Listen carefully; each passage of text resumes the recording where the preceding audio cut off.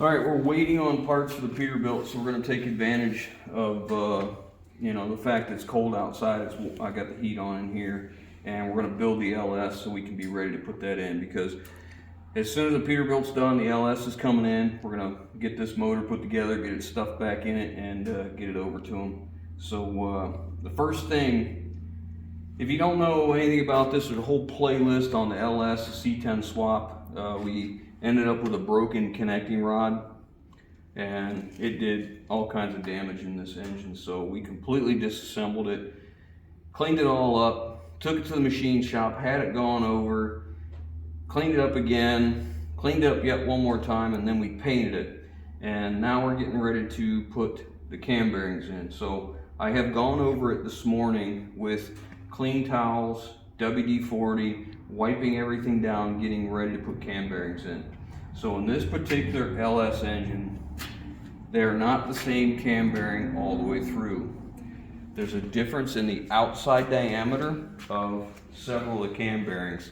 It appears as though this one and this one are the same.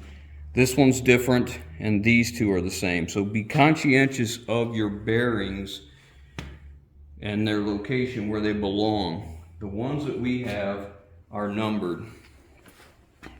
So you'll be able to see here, it's got a number 1 right there. Okay? It's not really picking it up. That's 1 position, and this is, right there is number 2. Then this one's number 3.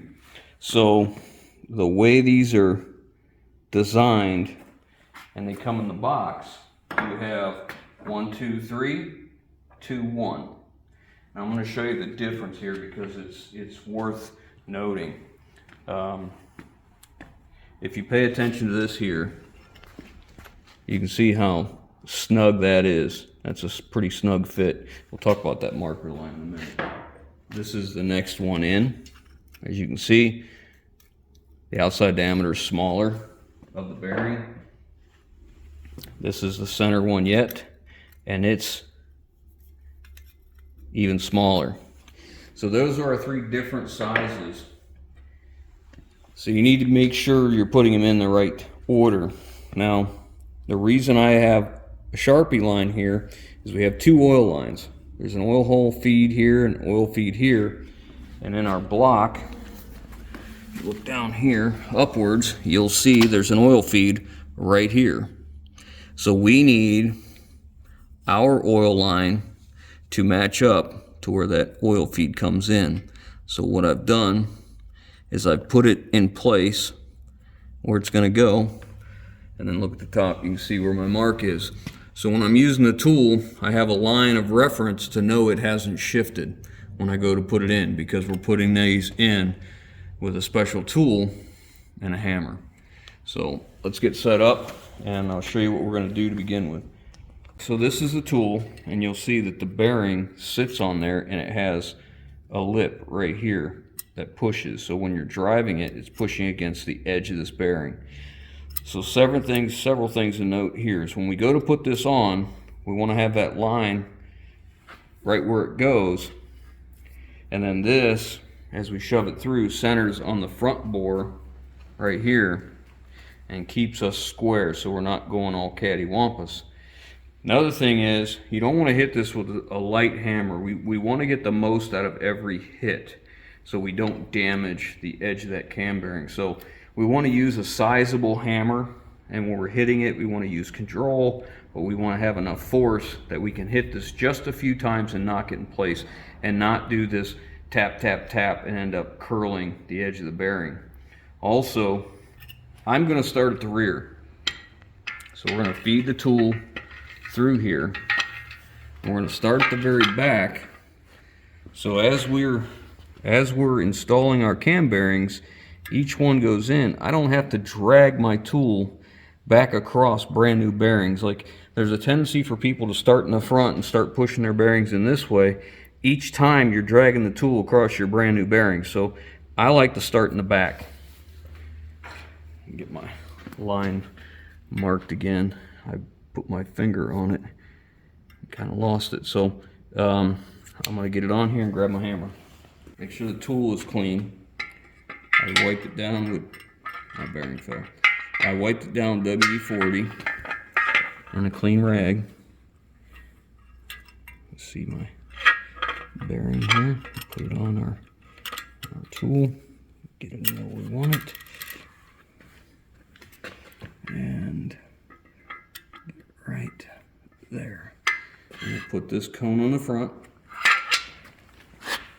You see how the cone fits in there nicely. Grab our hammer. And as I tap, we're going to watch. Need my light moved. I want more light back here so I can see better. I think I'd like to move it just a little. That will go.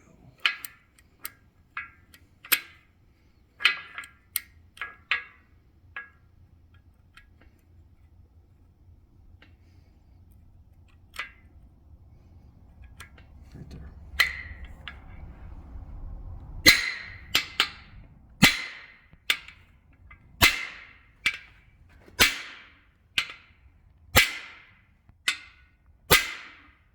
Okay, once we get to that point, we want to look and see where we're at here. Make sure we're not coming out past there, because you'll see, if you can look down in here with the light, you can see a ring where the cam bearing used to run on the old one.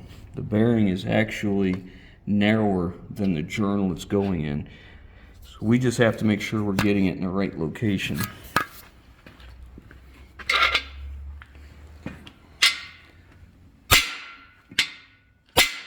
Stop there. Sorry, I'm trying to keep the engine stand from rolling. And you can see here I'm not in the right place. You see how the bearing is not in far enough. We need to go in. You can see it right here. You can see where the line is. That's what the old line is right there. So we got to go about an 1/8 inch more. Every time you take that out of there, be very careful when you put it in, not to damage the bearing.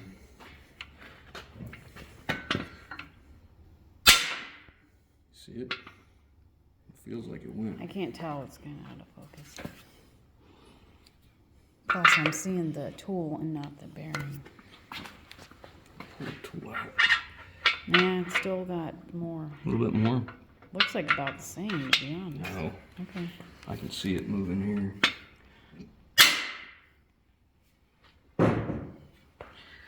This doesn't have to be that particular. You just are. Hmm? You just are. Well, That's okay. I guess I am. Well, considering what happened to the last one, which was nobody's fault, I can understand you want to make sure I think we're there. that this one's, you know, as best as you can do. All right, next thing is we'll get a mirror. And then we'll inspect and make sure we're lined up with our oil hole, which you can see right there. We are. So, can you see that in the picture in your camera? Let's see. Yeah, you can see it in the mirror. So what you can do is I'll take a pick. In fact, let me grab it. I'll take this. I'll take my pick. And make sure it goes in all the way like that. And then once I'm happy with that, now we just move on to the next one. And again, remember, these are numbered and sequence. Okay, I'm gonna verify I got the right one, number 2. Okay, just drop it down in and turn the bearing once it's in there. And get it on our tool.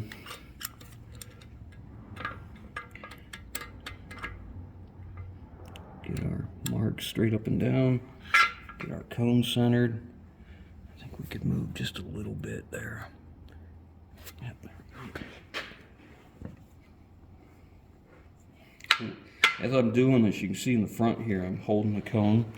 I'm holding the cone in the block with one hand, and I'm holding the rod too, so it doesn't bounce. I don't want it to bounce.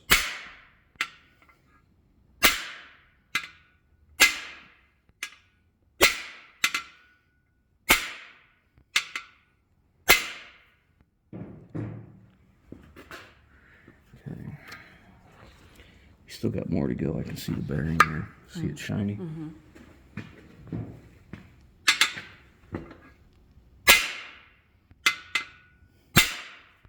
Okay. Let's inspect that one.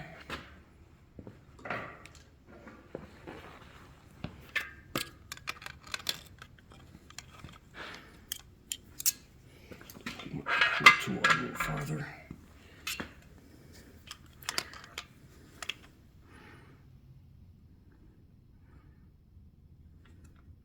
Yep. All right, so we're lined up there, and look at the amount of material here versus the other side. We could probably tap it in just a little bit more. You see how we're not even side to side here in the bore? It's just ever so slight tap more.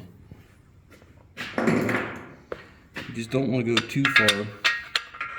I mean, there's some give in the bearings for the width of the port.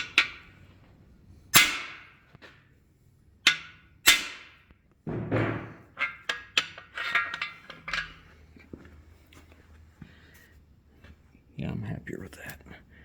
Okay, so that one's in. All right, so the next thing we'll do, gotta watch out for crud. Next thing we'll do is the next one back, which should be number 3 now.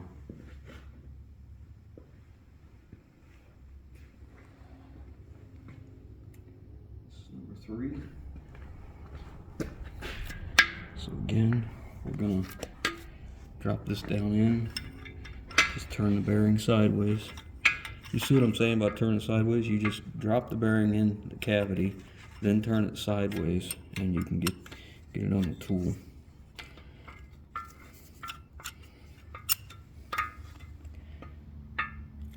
Okay.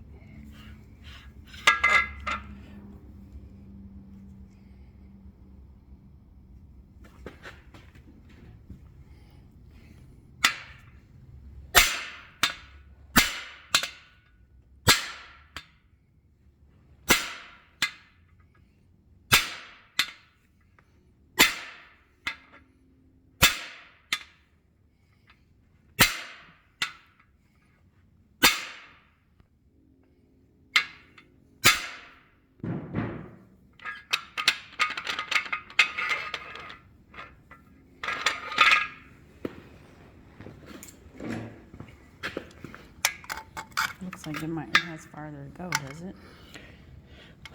It does. Yeah, you can see here. You can see right in here at the shoulder how it's not.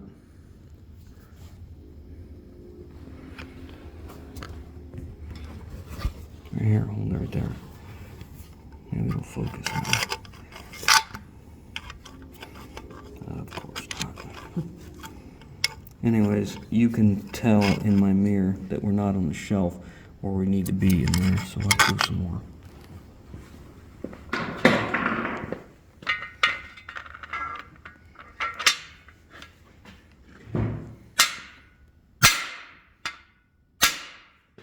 Feels like that was a fair amount.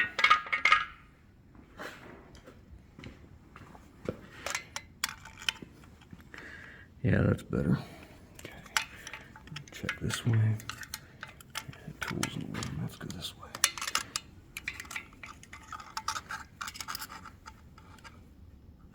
Yeah, look at this side over here. You see I'm in.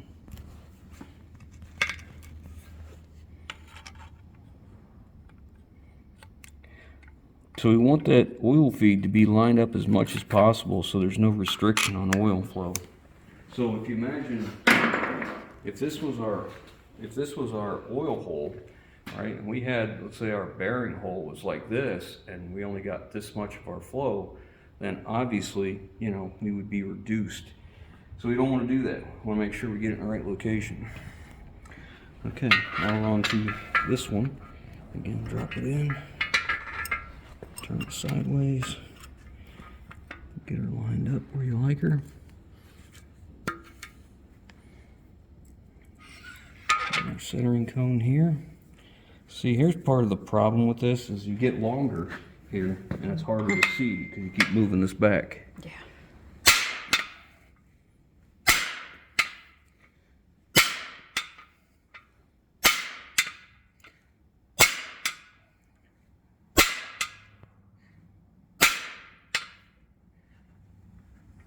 probably run out of arm too. Gotta do a little more.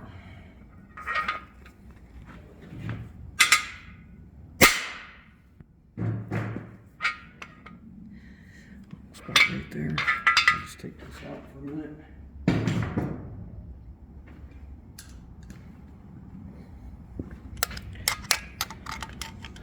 Might seem redundant to check every one, but I would much rather check every one of them and be happy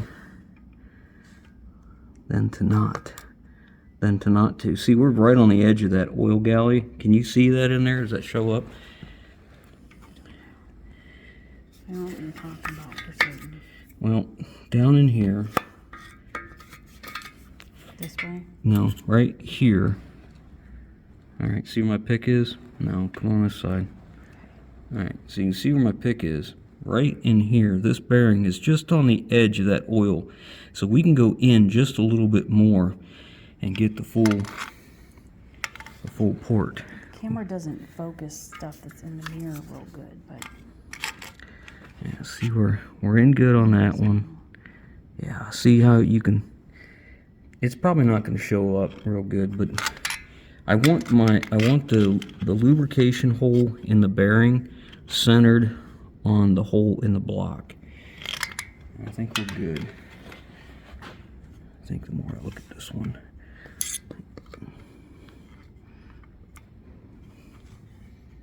it's just the angle of the mirror. We're good.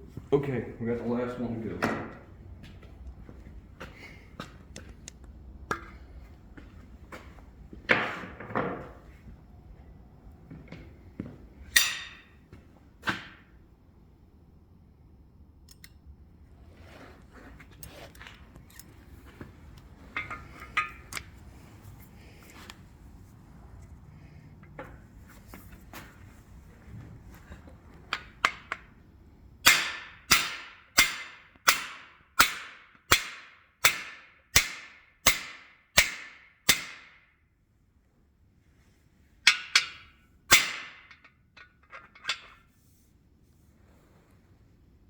Got a ways to go yet.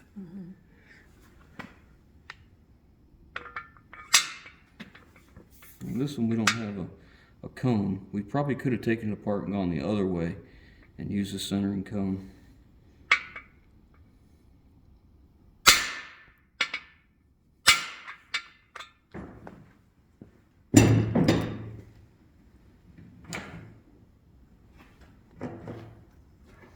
So really, if we would have taken the block out of the engine stand and ran the rod back this way, we could probably have used a centering cone back here. But one of them is going to suffer, and if one of them's going to suffer, I'd rather it be at the front. You know, one's a little more intricate to get into place. I'd like it to be the front versus the back. Yeah, we're in there.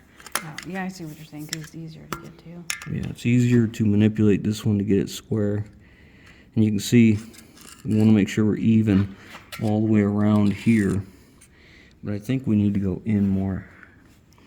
I think that, I think that bearing needs to go in some more. Can't see any marks there. It's like we're covered. The thing is, once I go too far, then I have to come back the other way to push it the other way. And I probably ought to just leave this alone. You know, I don't try and rush through these things because it's important. It's important to make sure that what we're doing is accurate. Yeah, we're okay. We're going to leave that. We're going to go with that.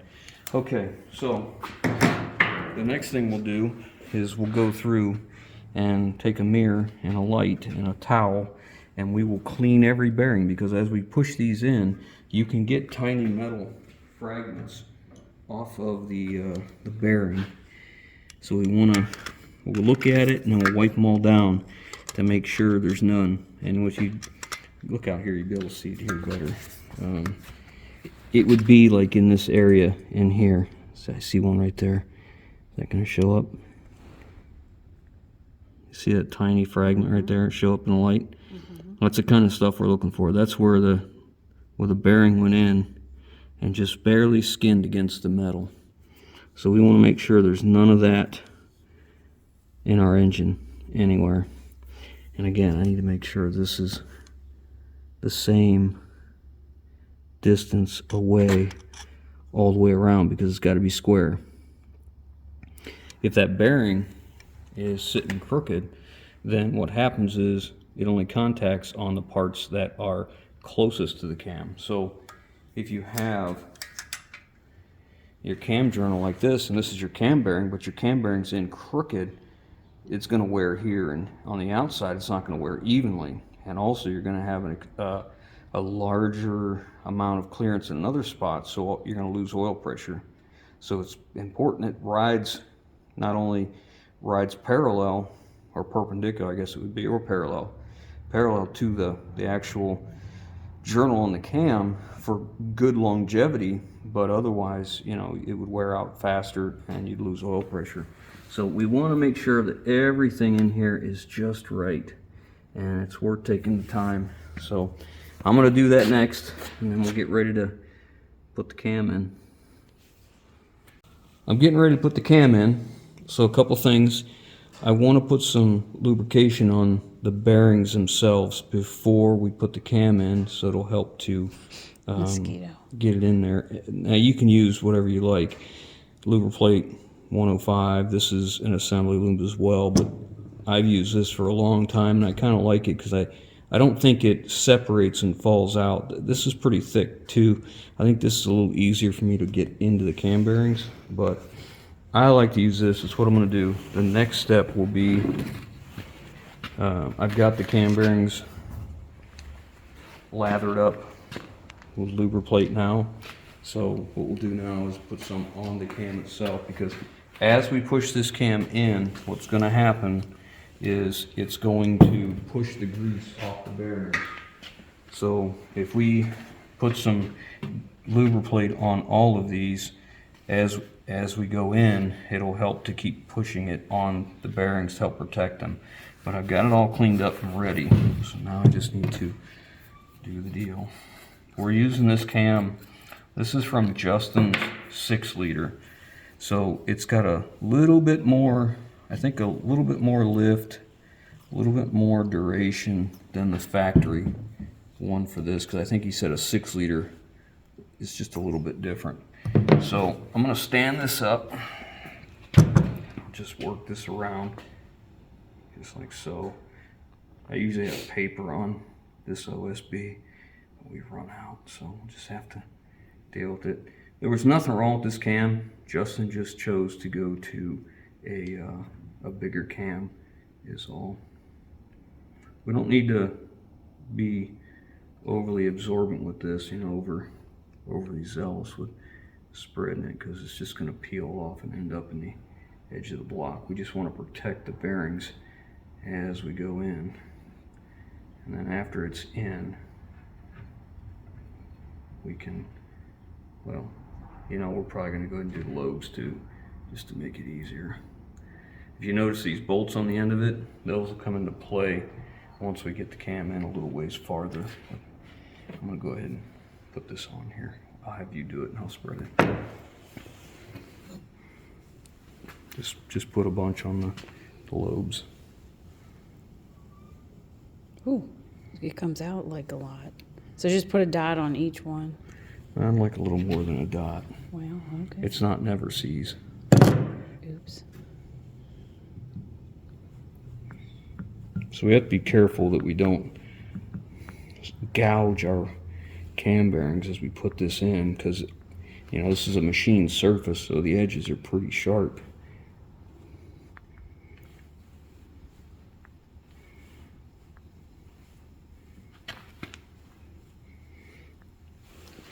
Okay. Kind of looks like mayonnaise.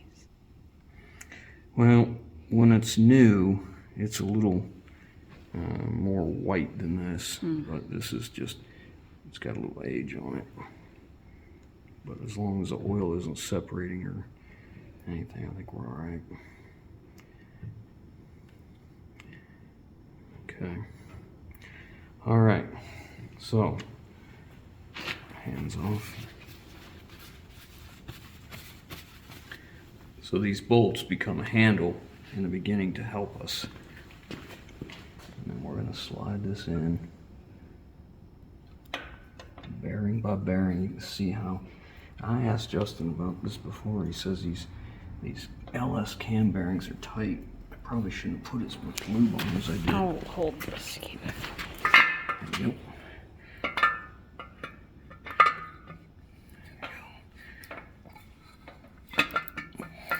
It is tight. It is. And when I took it apart, I was like, is that right?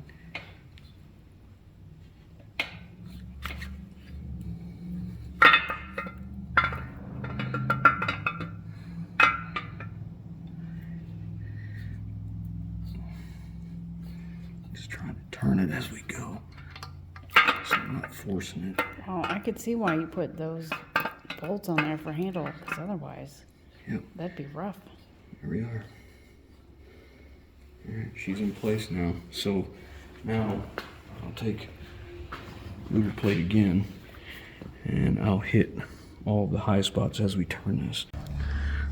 So I'm just going to put some more on every lobe, and then I'll get, I have these brushes that are real soft, and you can use them to spread the luber plate over your journals.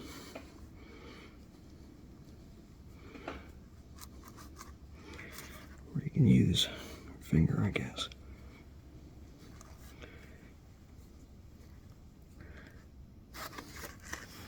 I just want to make sure they're good and covered because I don't want any dry spots with the when we put the lifters on.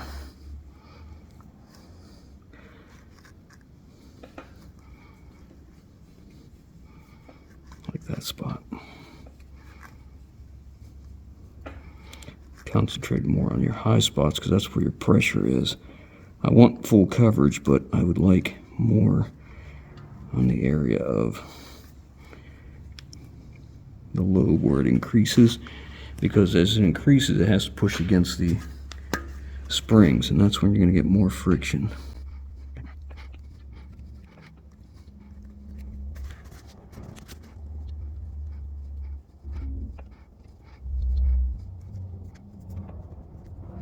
Okay, I'm happy with that. Okay, now the cam is done.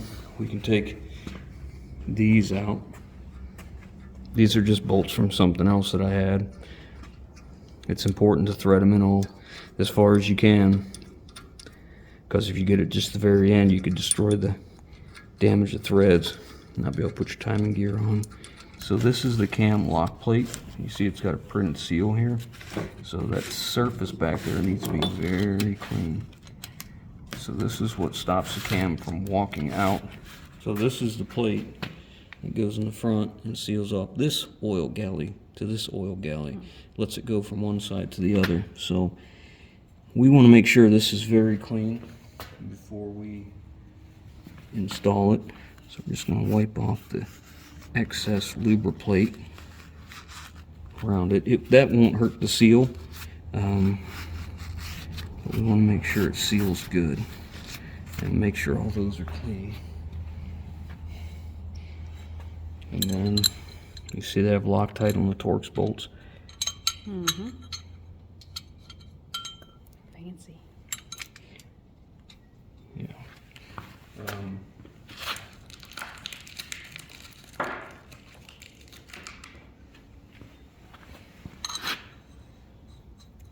And then I'll put here what this torque spec is. I don't have it right now.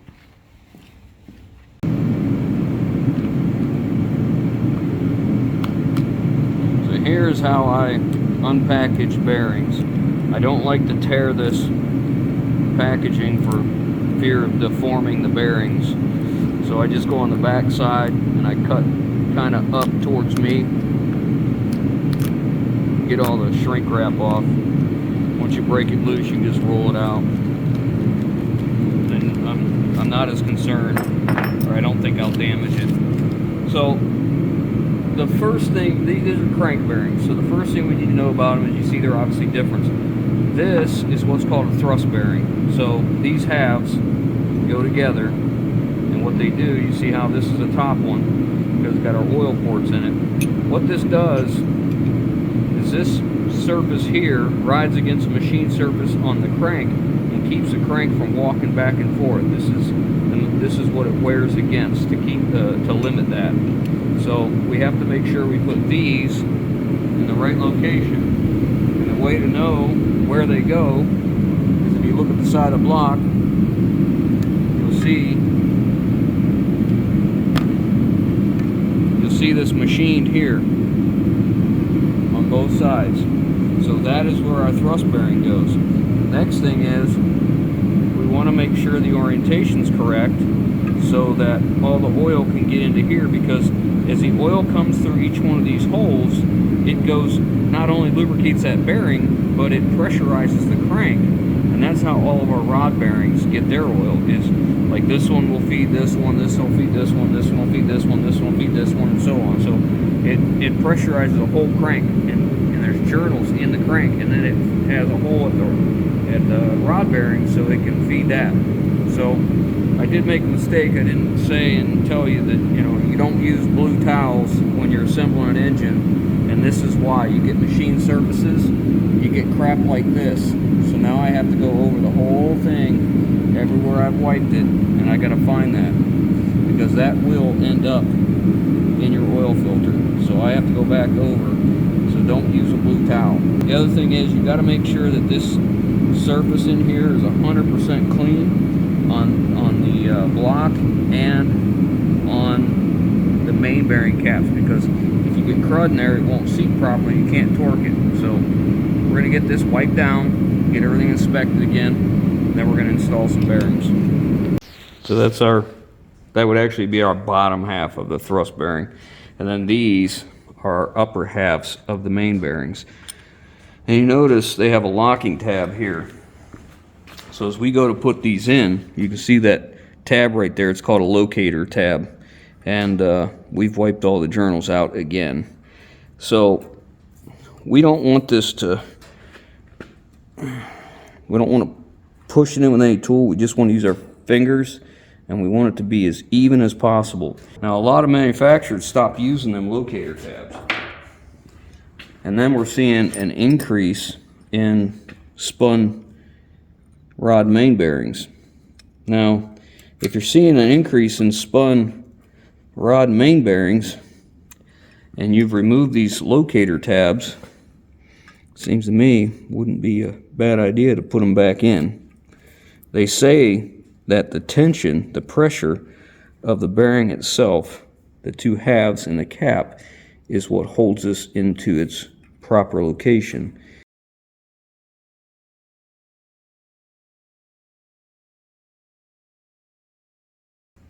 Okay, next thing we'll do is put some lubricate on these. We got the crank ready to go. We're going to set the crank in.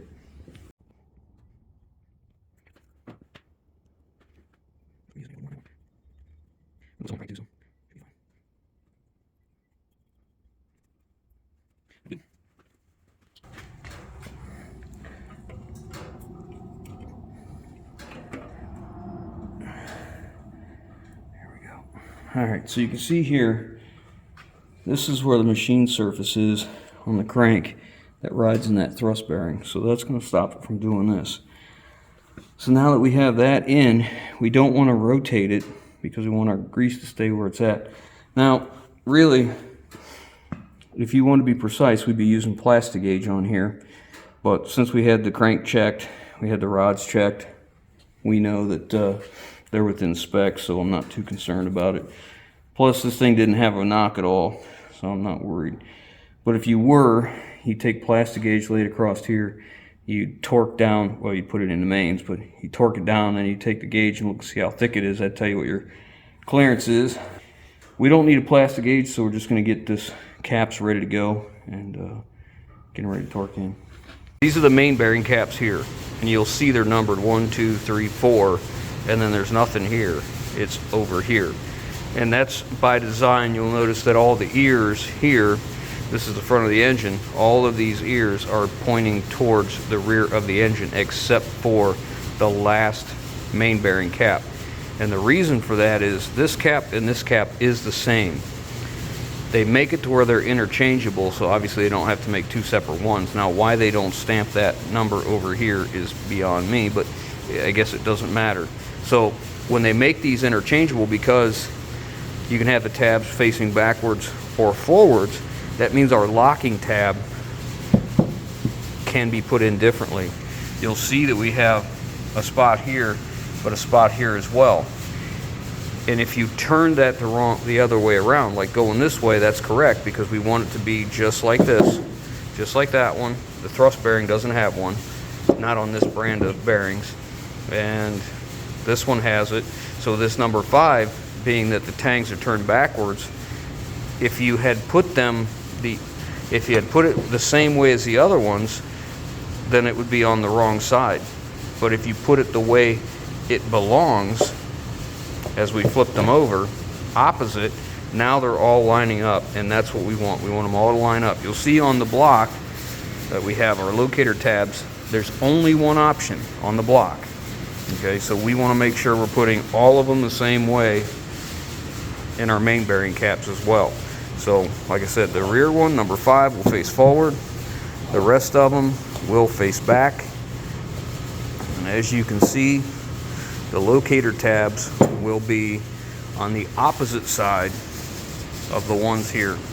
See how it's locking tab here, and on our main cap, it's going to go like this.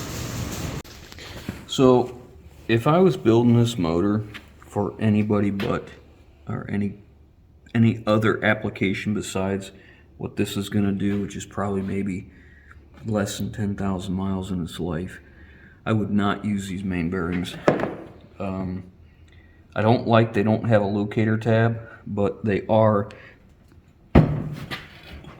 they seem quite a bit stiffer in there than the other ones. I don't know, but I certainly, guess I better lube that up like I did. I certainly would pass. I looked to see if I could get bearings today, another brand, and they want 136 bucks. They're not in stock.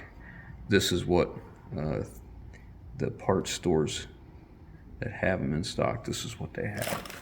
So I'm not real pleased about that, but I think for this particular application it'll be fine, but it doesn't mean I like it.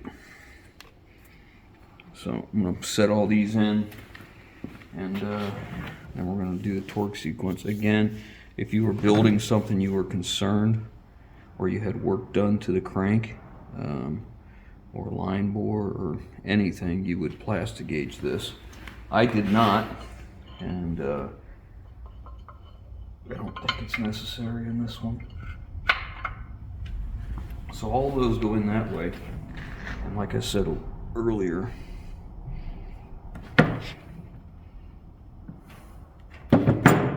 have to get some more lube plate for the next one. Huh? The next one's a 305. We're going to just put that thing together as a factory engine, just factory specs, and we're gonna sell it. I don't know, something. Okay, so this is the last one, and you notice all of these ears are all pointing back. 1, 2, 3, and 4, except for the rear one. Like I was saying earlier, the rear one and the front one are the same, and they just make them to where they can be switched. So you got to be careful. Be very mindful of that. So the next thing I want to do is tap this down gently.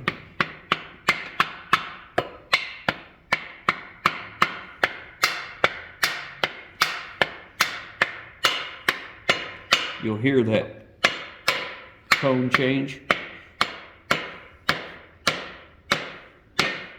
There it is.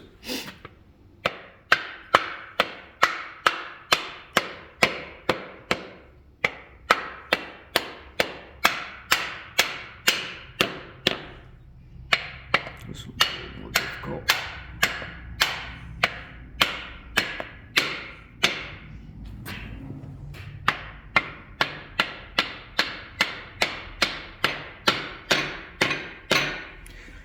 Okay, now that we're in, we'll lay our bolts out. We're reusing our bolts. The smaller 13 millimeter head bolts will go on the inside, and then the ones with the studs, the 15 millimeter heads, will go on the outside. So you can use a lot of different things to do this. I like to dip these in light oil and let the oil drip off of them and then put them in, because I don't want too much oil to go down in that thread hole, because we've already cleaned all the thread holes out, by the way. But I don't want too much oil to go in these thread holes, because if it does, if there's a puddle of oil down here, this has to push against that. And as you're torquing it, there's not enough room in the threads for that oil to make its way up all the time to where you can get a good torque. You can get a false torque reading. So we're gonna get all these ready to go, get them in place, get some light oil on them, and then we'll go through the torque sequence.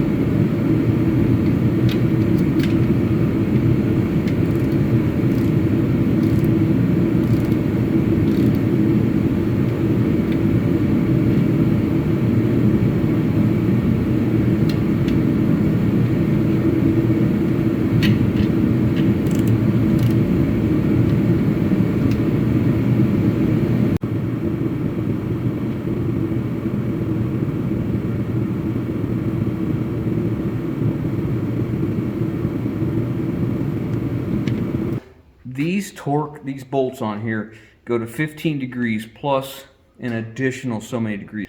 So if you don't have a torque wrench that has the digital settings to tell you what the degree is, you can do this. This is made by OTC. I'll put a link in the description for this. This is just a degree wheel of sorts. So as you turn it, this holds it, and this dial indicator line right here is going to stay still while the bolt moves, the socket moves. We need to go 80 degrees. So if you look here, you can see it's graduated in 10. So 10, 20, 30, 40, 40, 60, 40, 50, 60, 70, 80. So we're going to be right below, right 10 below 90 is where we're headed. So it uses that leg to hold it. And now, get on here, make sure we're right. And then we're going to go 80 degrees. Let's see, 60, 70, 80. Okay, so there's our 80. And then we're going to do the same thing here. So we can set this back to 0, or we can just continue to add 80. For less confusion, I'm going to move this back to 0. It may be a little bit more time, but I don't use a angle torque wrench enough to warrant having one. So This is how I'll do it. Right there. You saw I paint marked all these. That way I know which ones I've done, because there's no way to go back and retorque this. Okay, we'll put this back to 0. See, we're on 0, and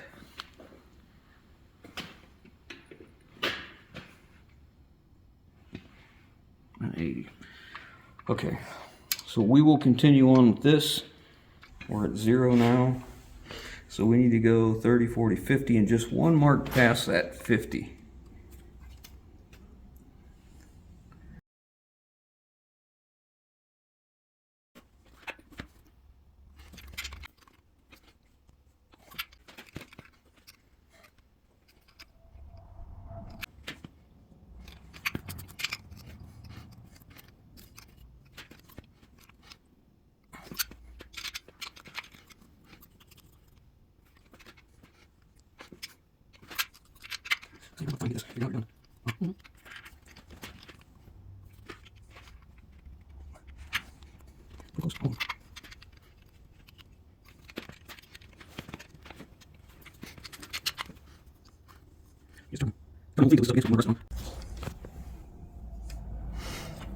Okay, that's all of them.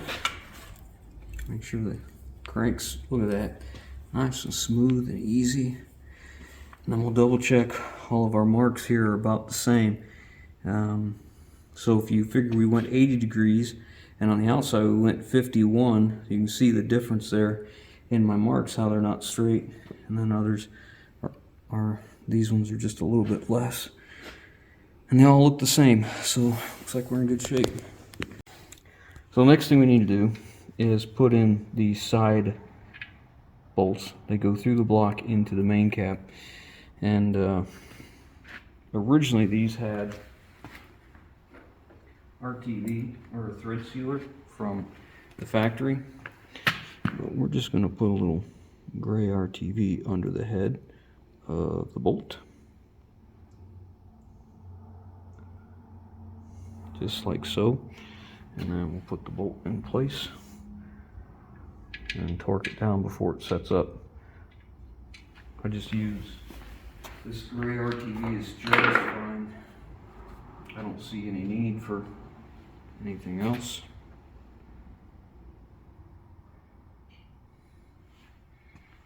But yeah, a couple cotter pins. Big cotter pins are very helpful. I want to make sure we get enough, because it's going to squish out.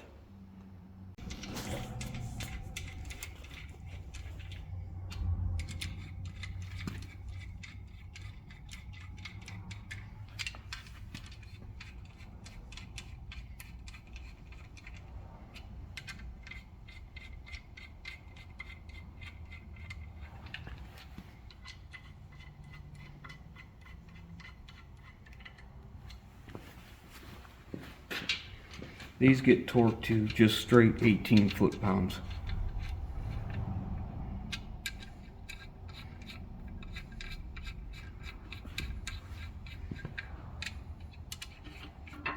Just hoping to see just a little bit of RTV come out from underneath the heads of these when I torque them.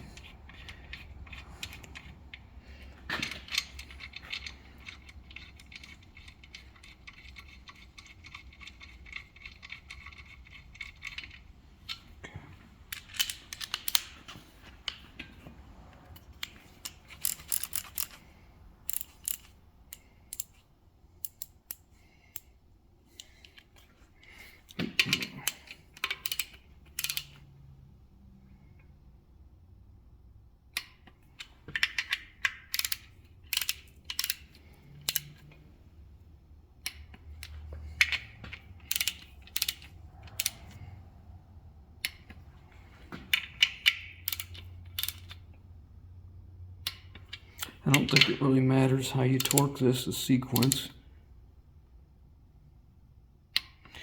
I'm wondering if those are just to help strengthen the side of the block, or at least tie it all together.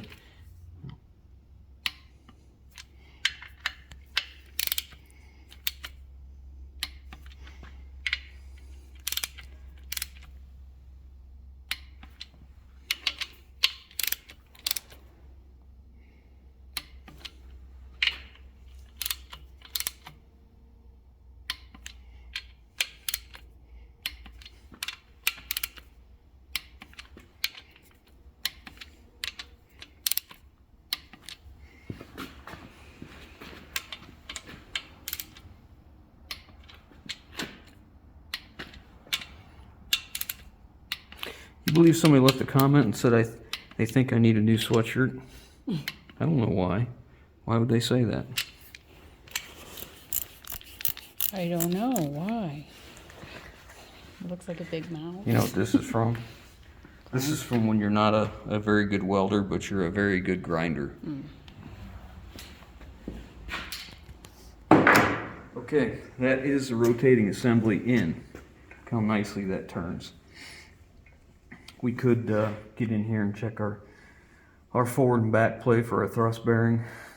If you wanted to, you could put a dial indicator on it. We're not concerned. For what happened to this engine, I believe everything is going to be just fine down here below. We don't need to go through this.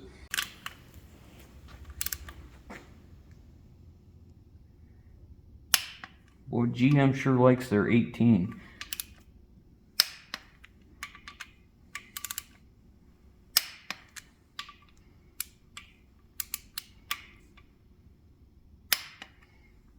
There's no extra degrees, just straight 18 foot-pounds.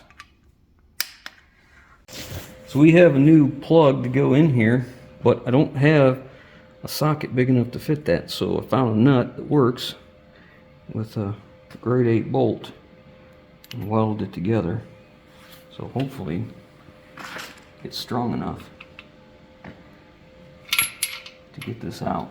I got some paint down in here, so I'll probably have to hit it with a hammer. That does not want to move. That's what I was afraid of. I was thinking about getting a pair of nitpicks on that too. Oh boy, that does not want to move. Probably the paint, huh? No, it's corroded, I imagine.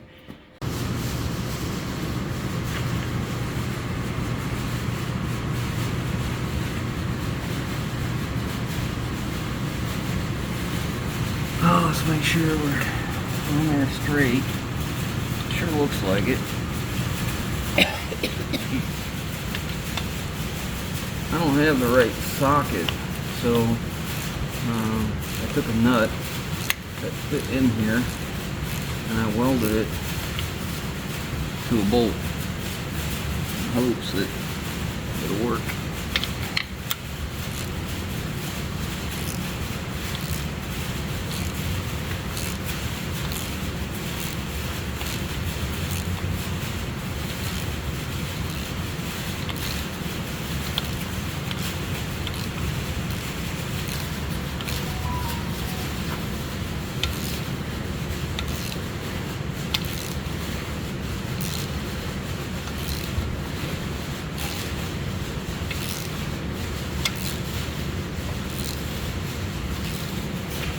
Sorry, hold it with me. Close.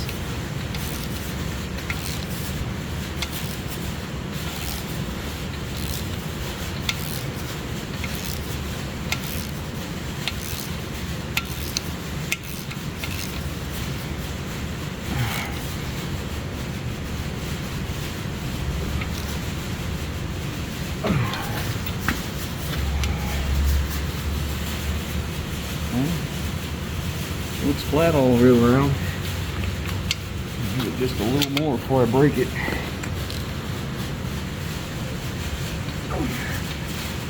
Okay, that's in. That's a big coolant plug there. That was not easy getting out of there. Gotta put these plugs in. I don't want to forget. There's several of these new plugs that we got. And I want to make sure I put them in now, because if I forget, I put this motor in and I can't seem to get to them, that would really stink. Okay, that's that. There's another one here. It's right here.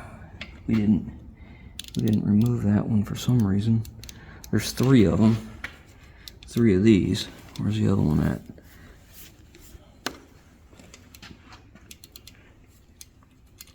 I have to find where the other one's at.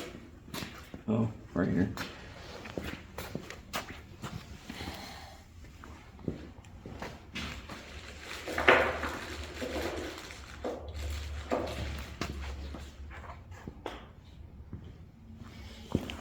these all in here before I forget about them.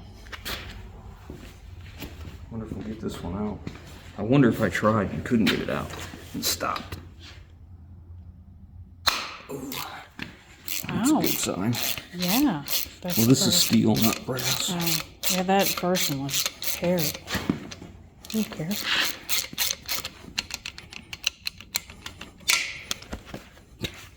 Butterfingers. For once, we have a clean shop, right? And look where I'm working. Yeah. Well, our definition of clean, let's get that straight. For us, it's clean. Tighten this up. For others, it could still be a train wreck.